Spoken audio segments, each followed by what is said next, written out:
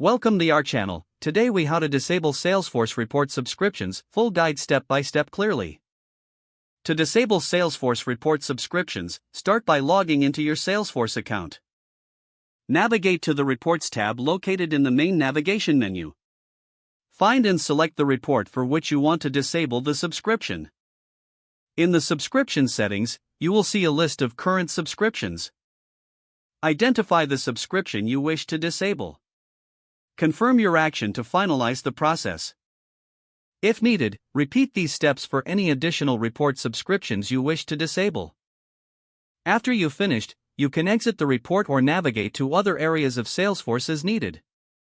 Remember to verify that your subscriptions have been successfully disabled by checking the subscriptions section again. If the page does not load, refresh the browser or try again in a private or incognito window. Make sure you are using the correct email address, then retype it carefully to avoid small typos. If your password is not accepted, use the reset option and create a new strong password you can remember. Check your spam folder for verification or security emails, then complete any requested confirmation steps. Enable two-factor authentication if available to improve account security and reduce unauthorized access risk. After signing in, review your profile details so your contact information and settings are accurate and current.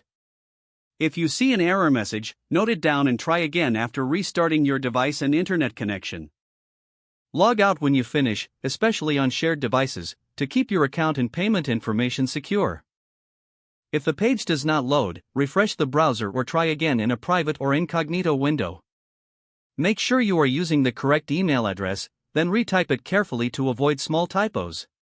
If your password is not accepted, use the reset option and create a new strong password you can remember. Check your spam folder for verification or security emails, then complete any requested confirmation steps. Enable two-factor authentication if available to improve account security and reduce unauthorized access risk.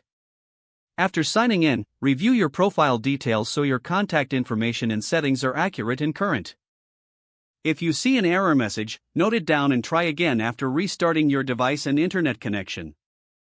Log out when you finish, especially on shared devices, to keep your account and payment information secure.